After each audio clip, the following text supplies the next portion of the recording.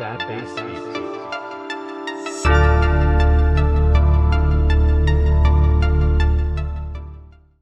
Ok, alors donc concrètement, moi j'ai un profil un peu international parce que quand j'avais 15 ans, je suis partie vivre aux US pendant un an. En fait, j'ai fait un échange scolaire d'une année au lycée, donc j'ai fait toute ma seconde en fait au lycée là-bas.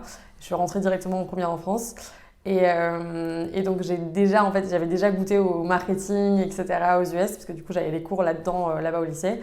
Et je voulais rentrer dans vraiment quelque chose de très concret après le lycée. Enfin, j'avais vraiment, je suis rentrée en France, je pensais déjà aux études supérieures. Et du coup, j'ai voulu directement rentrer en école de co, donc j'ai fait le BBA.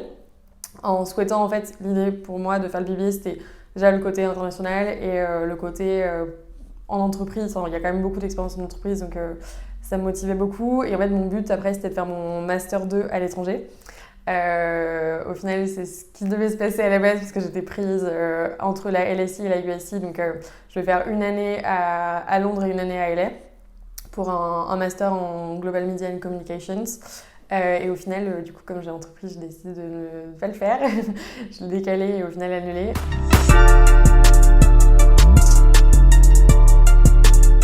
Alors, pour la petite anecdote, donc moi je vis en Bretagne, j'ai absolument rien à voir avec l'entrepreneuriat de base. Ma famille n'est pas du tout dans l'entrepreneuriat. Enfin, j'ai juste un cousin potentiellement, on peut dire, qui est entrepreneur. Mais du coup, moi je ne savais pas du tout ce que c'était l'entrepreneuriat, les startups. Enfin, j'avais vraiment aucune idée de ce que c'était. Je suis arrivée à l'ESSEC. Je pense que pour moi, un entrepreneur, c'était vraiment plus dans la construction que les startups. Et en fait, j'ai eu un cours d'initiation à l'entrepreneuriat avec Lionel Chouraki, donc qui est un alumni de l'ESSEC, qui est entrepreneur. Et c'est là où j'ai vraiment découvert l'entrepreneuriat et les startups, où il y avait des intervenants qui venaient. Et en fait, écouter leur parcours, ça m'a vraiment fait, je pense, écho, où je me suis dit, mais attends, je trouve ça trop bien, ils font plein de choses en même temps, c'est hyper cool. Il y a un peu le côté un peu aventure, risqué, etc., enfin le risque, etc.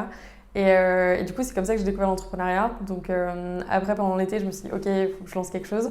Là, au début, mon idée, c'était d'ubériser les... Enfin, pas d'ubériser, mais je m'étais rendu compte qu'à Paris, on allait tout le temps dans les mêmes bars. Donc j'avais bien une logique à sec. Donc je me suis dit, tiens, ça serait cool de voir un peu où sont les bières les moins chères dans Paris. S'il y a une bière moins chère en face de la rue, en face de la route, ça serait cool de le savoir. Et en fait, au final, comme toute personne, je me suis dit, ah mais oui, mais attends, mais je sais pas coder, j'ai pas le côté tech. Vraiment, j'étais complètement perdue sur comment commencer une boîte. Et au final, c'est arrivé en troisième année quand j'ai fait un apprentissage chez Warner Bros. Où là, j'ai eu l'occasion de pouvoir entreprendre parce qu'il y avait... J'avais créé quelque chose, il y avait une demande de la part de mes collègues et dans le creux de ma tête, j'avais gardé l'incubateur de l'ESSEC comme un rendez-vous où je devais absolument, un endroit où je devais absolument aller avant de diplômer. Et du coup, j'en ai profité, je les ai appelés et puis au fur et à mesure, ça s'est fait. Voilà.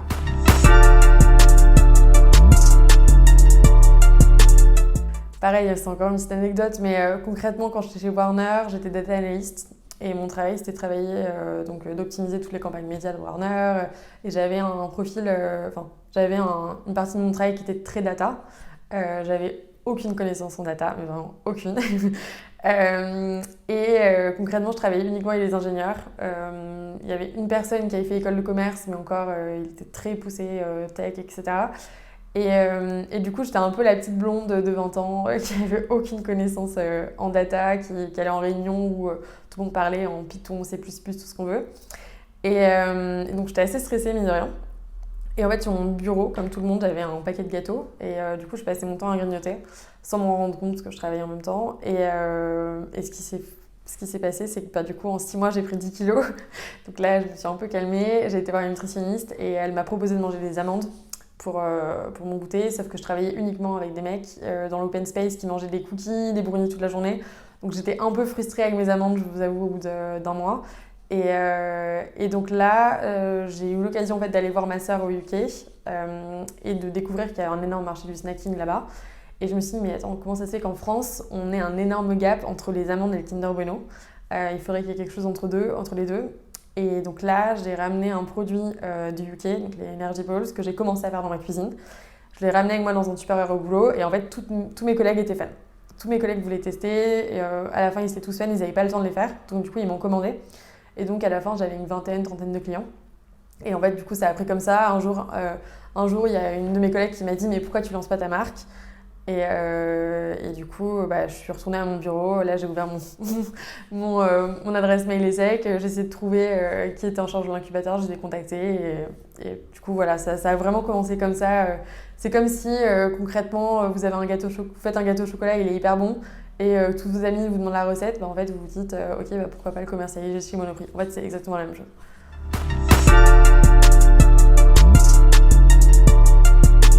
Ça a pris du temps parce que déjà, donc j'avais contacté l'incubateur de l'ESSEC. Honnêtement, je pensais qu'ils allaient me rironner. Je me suis dit, ok, ils vont être très tech ou autre. Et en fait, pas du tout. C'est très ouvert. Donc ça a commencé par aller les voir. Donc j'ai eu 2 rendez-vous avec Delphine Beau, qui a validé en fait le projet, qui m'a vraiment aidé. Vraiment le premier rendez-vous pour les personnes qui seraient intéressées. Le premier rendez-vous, c'est pas, faut pas avoir un business plan hyper construit avec, je sais pas, un plan de financement, etc. Vraiment, c'est vraiment juste montrer qu'il y a un marché, expliquer le produit, expliquer voilà, qui sont les clients potentiels. C'est vraiment, c'est au final très simple en fait. C'est juste comme si vous présentiez votre idée à des amis. Le deuxième rendez-vous, du coup, après le premier rendez-vous, du coup, elle dit un peu ce qui est bien, ce qui est pas bien, ce qu'il faut encore un peu travailler. Et le deuxième rendez-vous, du coup, on représente en fait ce qui allait pas trop. Et du coup, on est incubé ou pas. Donc moi, ça a commencé par l'incubation, donc j'étais incubée.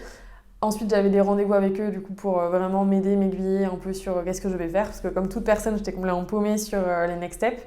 Donc j'ai commencé par déposer le nom de marque. J'ai pas du tout créé la société ni rien pour le moment parce que je me disais que ça, je le ferais au moment où j'aurais vraiment besoin d'aller chercher des fournisseurs, etc. Donc j'ai déjà déposé le nom de marque pour être sûre, tranquille. J'ai lancé mes réseaux sociaux pour vraiment embarquer les gens dès le début, pour leur dire voilà, je vais lancer une marque, etc. On va le créer ensemble, vous allez m'aider dans les packaging, tout ça. J'avais besoin d'un logo, du coup j'ai envoyé un message à une copine sur Facebook pour lui dire tiens, est-ce que tu peux me faire un logo s'il te plaît, parce elle était designer. Au final, elle a adoré le projet, donc avec le temps, c'est devenu une de mes associées. Et puis via l'ESSEC, j'ai pu pitcher devant plusieurs personnes, dont des personnes de la grande distribution, via l'ESSEC et en fait l'achat grande conso. Donc j'en faisais pas partie, mais j'ai été aussi incubée par l'achat grande conso. Et donc ça, c'était en septembre-octobre. Après, donc j'avais contacté l'ESSEC en juin. Donc octobre, je le pitch devant eux, je présente un peu le projet, je leur fais goûter les produits que j'avais fait dans ma cuisine. Et là, donc les distributeurs devant, ils me disent ok, c'est hyper cool ton projet, comment tu vas produire? Donc là, je m'étais intéressée déjà.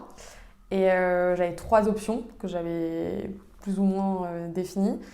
Et en fait, je me rendais compte que déjà la production, c'était pas mon truc, ça me passionnait pas du tout, que j'avais pas le bon vocabulaire pour aller chercher un industriel, et que voilà, que moi, mes skills, c'était pas là-dedans, et du coup, il valait mieux que je mette mes skills mon temps dans là où j'ai les compétences, plutôt que passer des heures et des heures sur un truc où au final, je suis pas passionnée et j'y comprends rien.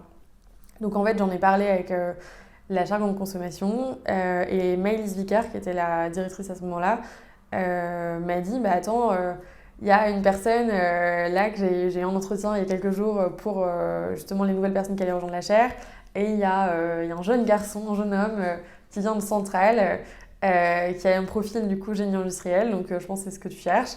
Je sais pas si ça peut l'intéresser, mais tu peux lui envoyer un message sur Facebook et voir, en parler. Donc du coup, j'ai contacté Benjamin par Facebook. Et là, je lui ai dit, voilà, tout simplement, salut, est-ce que tu vas aller boire une pinte avec moi au Voice? Honnêtement, je pense qu'il y a plein de gens qui n'auraient pas répondu tellement ça paraît un peu bizarre comme message. Mais du coup, il a accepté, on est parti boire une pinte, je lui ai expliqué le projet.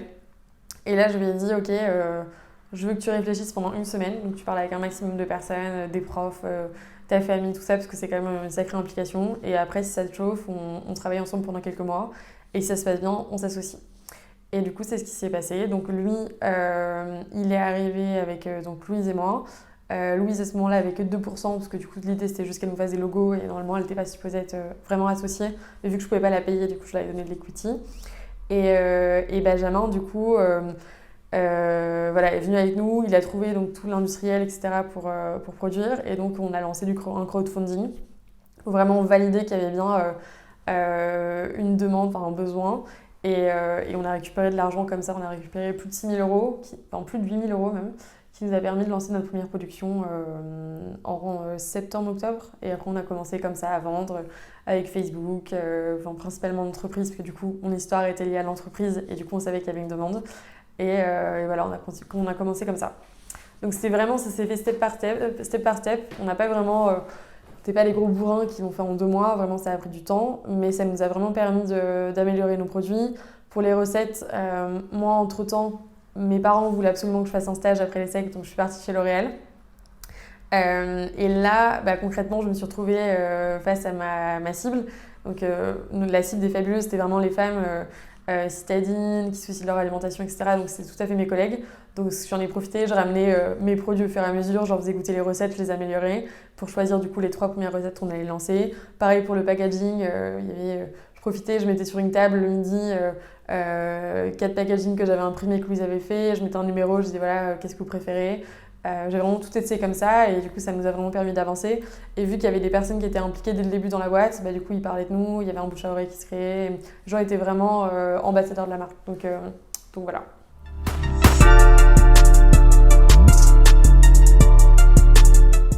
Vu que j'étais chez L'Oréal et que je travaillais à la division monde de L'Oréal Paris, en fait mon équipe, on travaillait sur le Festival de Cannes. Et donc j'avais eu l'occasion de partir pendant 3 semaines au Festival de Cannes. Et donc là, j'ai un de mes collègues qui me dit mais attends, faut que tu ramènes tes produits. Donc du coup, pendant tout un week-end avec Benjamin, le week-end avant que je parte, on s'est fait un week-end dans mon studio à Paris où on a fait 300 produits. On faisait passer des entretiens en même temps pour les personnes qui voulaient faire un stage ouvrier pendant l'été avec nous. Donc on avait des stagiaires qui venaient, nous en même temps on était en train de cuisiner, enfin c'était vraiment n'importe quoi.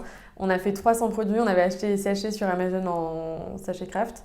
On avait fait faire des étiquettes à lait sec du coup pour mettre dessus et un petit sticker sur Vistaprint pour fermer les petits sachets. Et du coup je suis partie avec à peu près une centaine de sachets à Cannes.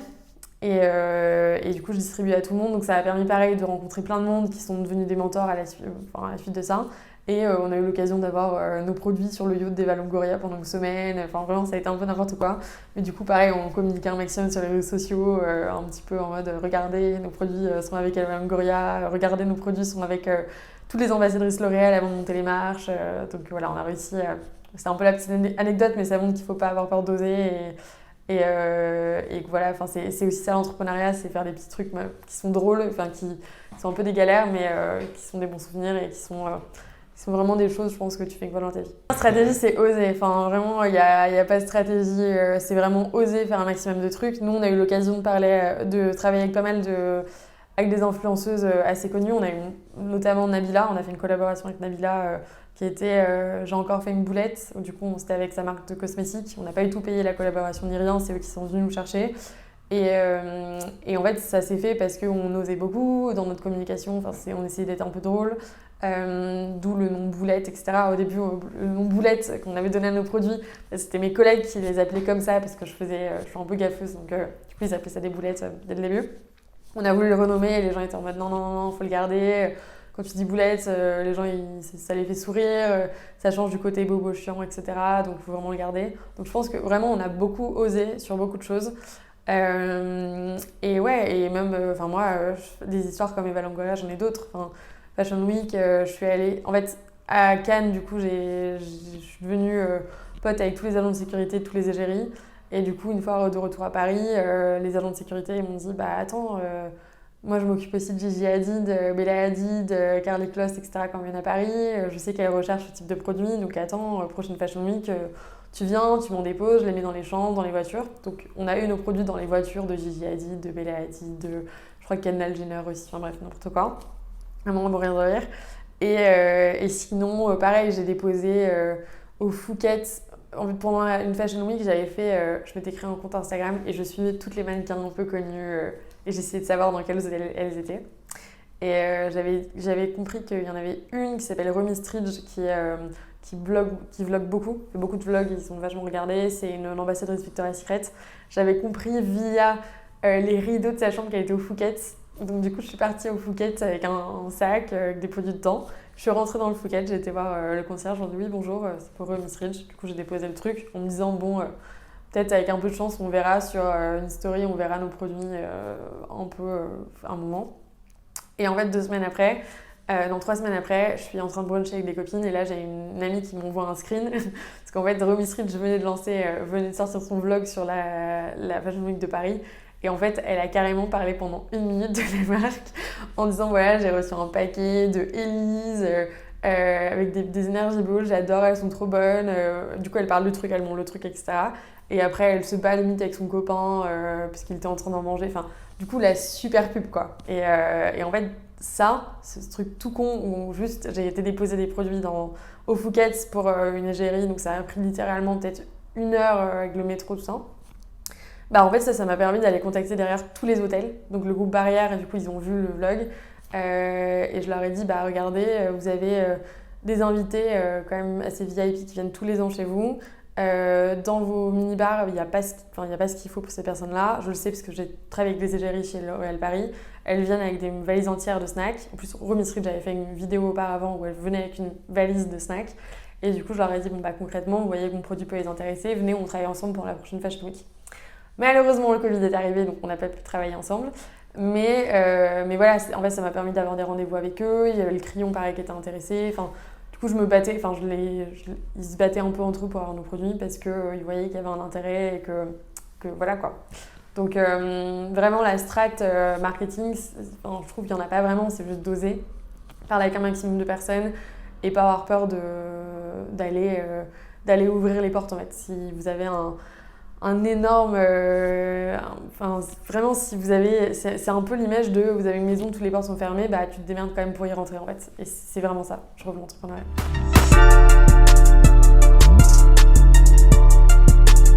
Du coup, on a financé au début avec du crowdfunding. On a récupéré 8 000 €, donc ça nous a permis de financer notre première prod de 6 600 produits. Ensuite, derrière, on a récupéré 5 000 € avec le Central, où en fait, on avait gagné pas un concours, mais une bourse de Centrale. Ensuite, on a fait un prêt d'honneur avec la banque, donc entre le réseau Entreprendre et le Crédit Agricole. Donc, hyper intéressant parce qu'au final, t'as pas tellement d'engagement en fait. C'est le risque est pris en compte par le réseau Entreprendre. Et ensuite, qu'est-ce qu'on a fait d'autre ? On a récupéré de l'argent avec la BPI, donc avec Innovop. Et donc, suite logique, on aurait dû aller lever. On devait lever à la base, mais en fait, donc le Covid est arrivé. En fait, l'idée à la base pour nous, c'était d'aller lever. Donc, on a commencé à commercialiser en octobre 2020. Non, 2019. On est parti voir Facebook, etc. Et donc ça nous permettait d'avoir un MRR. Donc MRR, c'est un chiffre d'affaires mensuel qui est un peu bloqué en fait. C'est comme tu as des abonnements. Bon, bah, tu sais que le mois prochain, tu auras toujours une centaine d'abonnés. Enfin, voilà. Du coup, ça te permet d'avoir un chiffre d'affaires tous les mois ou plutôt sécurisé. Et nous, en fait, l'objectif d'aller voir les entreprises, c'était ça, c'est de te dire qu'on allait avoir un volume tous les mois assez important qui allait être bloqué, parce que du coup, on allait vendre aux entreprises.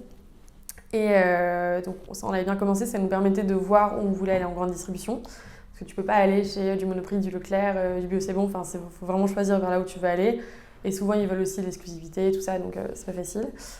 Et du coup, l'objectif pour nous, c'était d'avoir un CA assez important pour ensuite aller lever, pour du coup avoir une valorisation. Donc valorisation, c'est le prix en fait global, combien est-ce que tu penses que ta boîte elle vaut.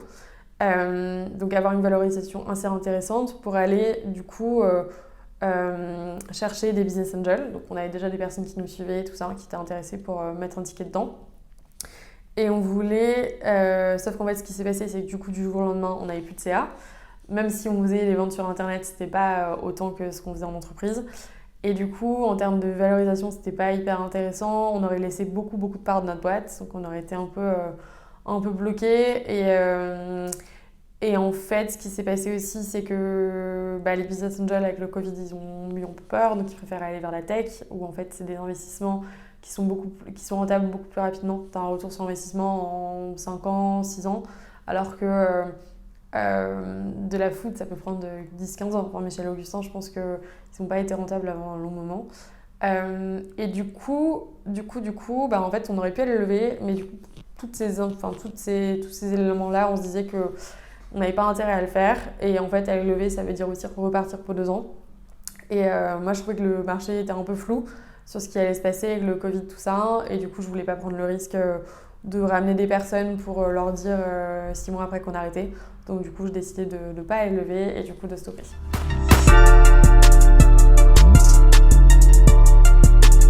C'était en novembre. Alors, pour expliquer un petit peu la trame, c'est octobre 2019, on commence à vendre dans l'entreprise.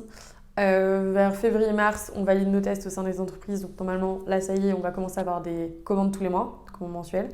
Au final, le Covid arrive, donc là, ça se stoppe. Les rendez-vous qu'on devait avoir avec les hôtels, du coup, qui étaient en mars, annulés. En avril, on bifurque le modèle pour arriver plus sur de la vente B2C, donc en ligne avec des abonnements, tout ça.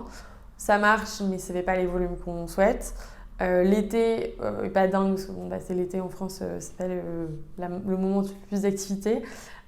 Septembre, ça repart. On commence à avoir quelques commandes avec des entreprises, mais il y en a beaucoup qui restent quand même fermées, notamment les entreprises dans la tech avec lesquelles on bossait comme Facebook. Et là, moi, je travaille sur la distribution avec une ancienne acheteuse de chez Monoprix qui bosse en freelance pour nous et du coup qui doit nous aider pour un référencement chez eux. Sauf que là, on se rend compte que ça va être compliqué parce que les devants de caisse, donc vraiment les rayons, en fait, là où vous avez tous les chewing-gums, etc., ils font énormément de pertes à cause du Covid. C'est compliqué parce qu'il y a déjà des produits qui existent de grands groupes, donc c'est compliqué de venir en plus puisqu'il n'y a pas une demande importante à ce moment-là vu que les gens ne sont plus en entreprise, ils ne sont plus au sport, ni rien. Et en plus, du coup, il y a une bonne concurrence en France au final qui est arrivée, donc de grands groupes qu'on ne peut juste pas enlever.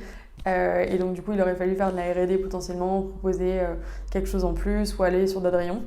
Et je me rendais compte que ça allait de plus en plus, que ça allait être vraiment compliqué, surtout que quand vous arrivez dans la grande distribution, ça demande quand même des coûts marketing assez importants parce qu'il faut faire de la publicité, des offres, il faut avoir des forces de vente, donc des personnes qui vont s'assurer que vos produits sont bien en rayon. Parce qu'en fait, être référencé chez Monoprix, ça ne veut pas dire que tu es en rayon chez Monoprix, ça veut dire que tes produits sont dans le catalogue de Monoprix, mais après tu dois t'assurer que les directeurs de magasins vont acheter tes produits. Ne les laisse pas dans leur stock, donc les mettre bien en rayon, au bon endroit, que ce soit bien visible. Donc ça, il faut avoir des personnes qui y vont tout le temps, et donc c'est des coûts énormes. Donc en fait, on était vraiment dépendants de nous lever, et on n'était pas sûr d'être vraiment référencé chez Monoprix, vu qu'ils ne référençaient pas énormément de nouvelles choses. Donc voilà, il y a plein d'éléments où tu te disais, ok, c'est hyper flou, on ne sait pas trop vers où on va. Là, la situation financière de la boîte, elle va bien. Donc est-ce qu'on prend le risque de continuer et potentiellement d'être un peu dans la merde, c'est un peu le terme. Et là, on s'est dit, ok, bon, vaut mieux qu'on arrête, on n'a plus trop l'envie, plus envie de le faire, donc du coup, on a décidé d'arrêter.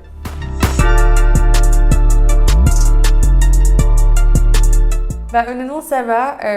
La décision est vraiment venue de moi. C'est vraiment moi qui ai un peu dit à mes associés, ok, là, et je suis assez fière de ça parce que ça demande beaucoup de courage en fait de stopper une boîte. Enfin, vraiment, commencer une boîte demande du courage, mais stopper une boîte demande encore plus de courage, bizarrement. Et non, je suis assez fière de moi parce que quand j'ai commencé dans l'entrepreneuriat, je me suis dit, je veux pas être l'entrepreneur. C'est bien la résilience, mais à un moment donné, il faut savoir arrêter aussi. Et du coup, le fait de pouvoir être très posé, tu vois, mettre un peu tout à plat et vraiment prendre une décision claire, tu vois, sans mettre l'entreprise en péril, son équipe en péril, ça, je trouve que c'est vraiment déjà quelque chose. Et après, bien sûr, ça a été compliqué. Hein. Le mois de novembre, j'ai coupé mes mails, Facebook, WhatsApp, LinkedIn, j'ai tout coupé de mon portable, j'ai tout arrêté. Et mes journées, je les passais à dormir, à regarder des films. Enfin, vraiment, mon cerveau n'arrivait plus à réfléchir. J'arrivais plus à faire une addition dans ma tête. J'étais à la limite de... Ouais, pas loin du... Enfin, je pense... honnêtement, j'aurais continué quelques mois. Je pense que j'aurais été capable de faire un burn-out, je pense. Mais donc, du coup, c'était vraiment le bon moment pour stopper. Donc, voilà. Et honnêtement, je suis triste, mais en même temps pas triste, dans le sens où je pense que l'émotion globale qui sort des Fabuleuses, enfin, de tout ce que j'ai vécu, c'est plus de la fierté que de la tristesse, dans le sens où je m'entends toujours hyper bien avec mes associés. C'est des personnes que j'adore, que j'admire beaucoup, avec qui je serais ravie de relancer une boîte demain, si on devait faire quelque chose. Fierté de voir tout ce qu'on a accompli, parce que c'est mine de rien beaucoup de boulot. On a commencé de zéro, on a quand même réussi à créer une marque, à les vendre. On a fait des superbes collaborations, vraiment c'est top. Et du coup, et surtout ça va me servir beaucoup pour d'autres expériences que je sais que je vais réentreprendre. Là aujourd'hui, quand j'en parle autour de moi pour chercher du boulot ou autre, c'est quand même hyper reconnu d'avoir fait de l'entrepreneuriat. Donc voilà, c'est plus de la fierté dans le sens où j'ai fait quelque chose pour mon âge qui est assez incroyable et qui est quand même qui va beaucoup me servir et dont je me rappellerai toute ma vie.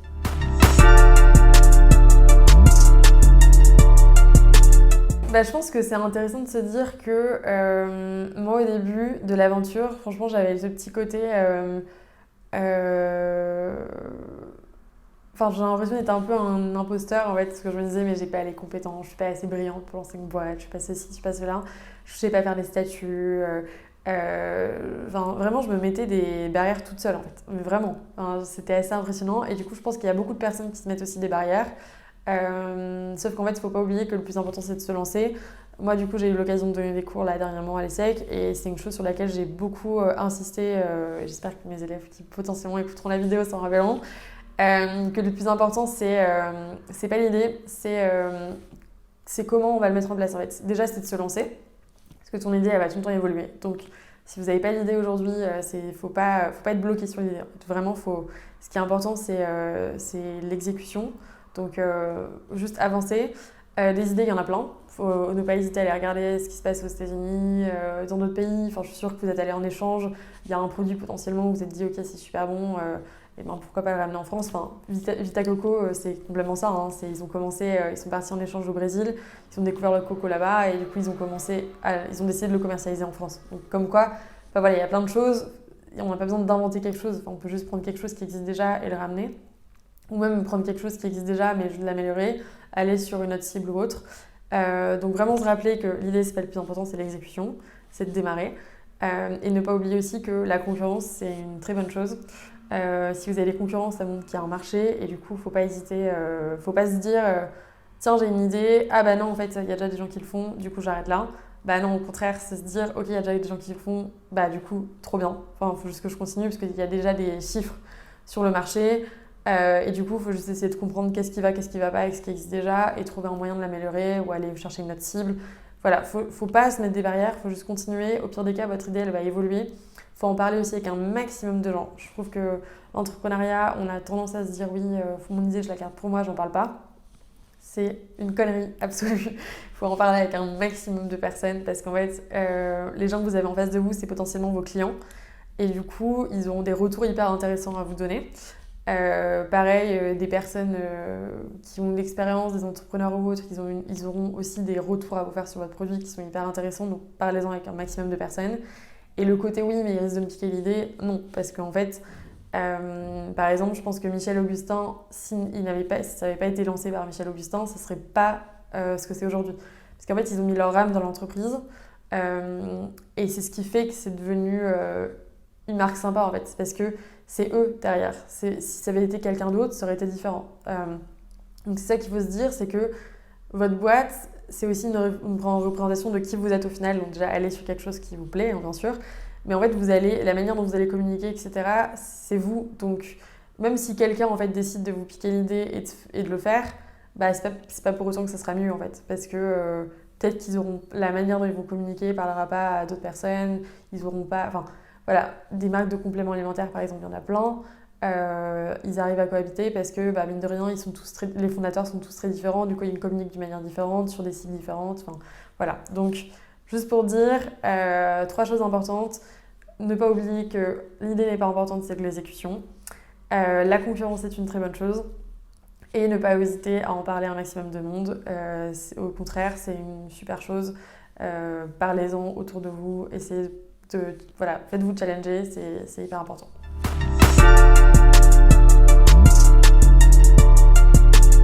Alors là, du coup, concrètement, je pense que je vais aller bosser en fonds d'investissement. Donc, je suis en cours actuellement de process pour faire ça, pour avoir vraiment une vision plus investisseur et rester dans l'écosystème startup, voir un peu ce qui se passe sur les marchés. À côté, j'ai lancé aussi déjà un side project, donc une marque en fait à côté de ce que je fais, donc je suis pas à plein temps dessus. Mais je compte en lancer d'autres comme ça, parce que j'aime bien, je trouve ça cool. Et puis donc dans 2-3 ans, je pense que je vais relancer vraiment une boîte où là je serai un plein temps dessus. Dans 10 ans, j'espère que la boîte aura tellement bien marché que peut-être que j'aurai fait un exit ou j'en sais rien. Moi, d'ici, on va dire 20 ans, j'aimerais bien avoir. Mon but, ça serait vraiment de faire plus du conseil pour les entreprises, pour les aider à se lancer, ou avoir mon studio de start-up. Donc, un studio, c'est vraiment. C'est en fait, tu lances tout le temps des boîtes, tu vas chercher des personnes pour lancer ces boîtes-là et tu les accompagnes. Donc, c'est vraiment, d'ici 15-20 ans, j'aimerais plus faire de l'accompagnement. Mais je sais que voilà, je vais rester dans le milieu des startups. Je pense qu'une fois qu'on y a goûté, c'est très compliqué d'y en sortir.